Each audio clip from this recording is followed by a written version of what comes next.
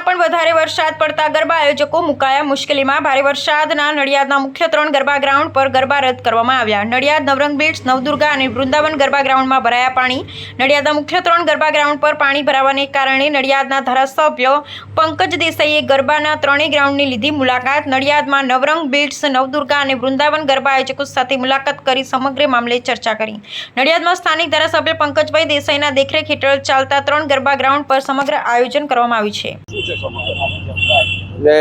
નવરંગ, પછી નવદુર્ગા અને વૃંદાવન આ 3 જગ્યાએ ગરબા રાખવામાં આવે છે અને 3 જગ્યાએ ગરબાના આયોજન સરસ રીતે થયેલા જ હતા।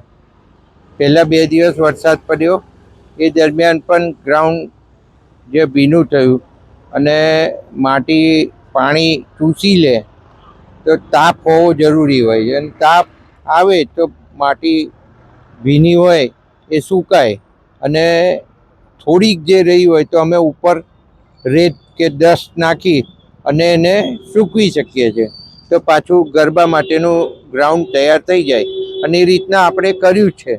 બીજે ને ત્રીજે દિવસે ગરબા રમાયા, પણ આજે ફરીથી વરસાદ પડ્યો અને આગાહી હતી જ। આપણે આયોજન એ રીતના કરેલા જ, બધે પંપ ગોઠવેલા છે એટલે પાણી નીકમાં થઈ અને એક જગ્યાએ ભેગું થાય સાઈડમાં અને ત્યાંથી પમ્પિંગ કરી અને પાણી કાંસમાં નખાય એવા આયોજનો કરેલા જ છે। ગ્રાઉન્ડ 1 થી 1.5 ફૂટ ઊંચું રમવાનું છે જ, પણ તોય પાણી ને માટી બે મિક્સ થાય એટલે કાદવ થવાનો એ વાત નક્કી છે। તો એવા સંજોગોમાં જો ફરીથી વરસાદ, હજુ રાતની આગાહી છે એ 10:30 બતાવે છે, 1:30 વાગે બતાવે છે, આવતીકાલે પણ 11 વાગે બતાવે છે।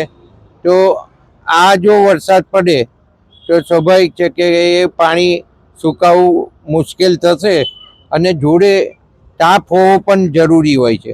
જો આવતીકાલે તાપ હશે તો પાણી બાષ્પીભવન થઈને ઉડી જાય અને બાકીનું શોષાય અને પછી જે એમાં અમે રેત નાખીને ફરીથી ગ્રાઉન્ડ તૈયાર કરી શકીએ।